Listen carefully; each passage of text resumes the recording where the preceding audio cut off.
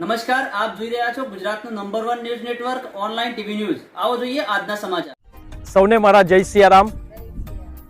આવનારી તારીખ 25, 26 ને 27 હનુમાન ગુફા વીડીની અંદર શ્રી પરમ પૂજ્ય બ્રહ્મલીન શ્રી રામાધર શાસ્ત્રીજી મહારાજની પાવન સ્મૃતિમાં જે કથાનું રસપાન થવા જઈ રહ્યું છે તે કથાનું રસપાન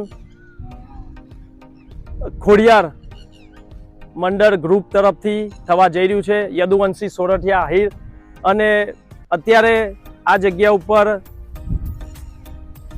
આપ શ્રી જોઈ શકો છો કે પાછળ જે તૈયારી ચાલી રહી છે। આજે તારીખ છે 20 તારીખ ને ગુરુવાર। અત્યારે સમય સાંજનો થયો છે 7 વાગ્યાના સમય અને અત્યારે આ બધી બહેનો જે પણ અહીં આગળ આ મંડળમાંથી જે બહેનો છે જેમને આ કથાનું આયોજન કરેલ છે તે કથાના વક્તા છે ડૉક્ટર મહાદેવ પ્રસાદ મહેતા, જેઓ આવી રહ્યા છે અને આ કથાનું રસપાન કરાવશે। અને બહેનોને મારા તરફથી ખૂબ ખૂબ આશીર્વાદ પાઠવું છું કે આવું ને આવું કાર્ય આ ભૂમિ ઉપર આ હનુમાન ગુફાની જગ્યા ઉપર રામાધર શાસ્ત્રીજી મહારાજની પાવન સ્મૃતિમાં કરાવતા રહે।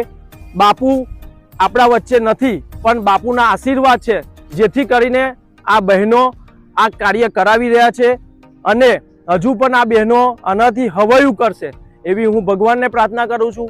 તદ ઉપરાંત જેટલા પણ બહેનો જોડે જેટલા પણ જોડાયેલા છે, તદ ઉપરાંત તમારા શામજીભાઈ, હમણાં જ મને સુખીબેને વાત કરી કે આ શામજીભાઈનો એટલો બધો સપોર્ટ છે કે આ શામજીભાઈ અમને એમ કહે છે કે તમે જે કરવું હોય તે કરો, અમે બેઠા છે।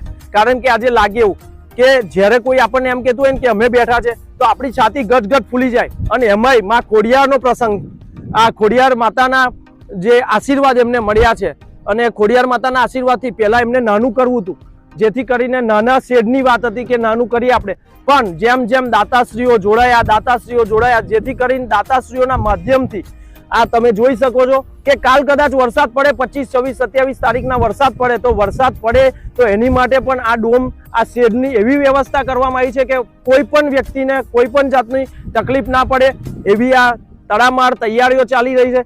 તો આપ સૌને તથા આપના પરિવારના દરેક નાના મોટા વડીલોને હું એટલું કહેવા માંગુ છું કે આપ સૌ આવો અને જોડાઓ અને આ કથા જે હનુમાન કથા, કારણ કે હનુમાન કથા એટલે હનુમાનજી ચિરંજીવી છે આ ધરતી ઉપર અને એની કથા જો કરાવી હોય ને તો આવી માતાઓ જોઈએ, કારણ કે આ માતાઓ કરે ને એવું કોઈ ના કરે। અને હું એટલું કહેવા માંગુ છું કે આ માતાઓને ભગવાન આવી નવી પ્રેરણા કરતા રહે અને આવા નવા સારા કાર્યો આ ભૂમિ ઉપર થાય એવા મારા દરેકને સૌને કાર્તિક બાપુ હનુમાન ગુફા વીડી મહંત તરીકેથી ખૂબ ખૂબ આશીર્વાદ છે।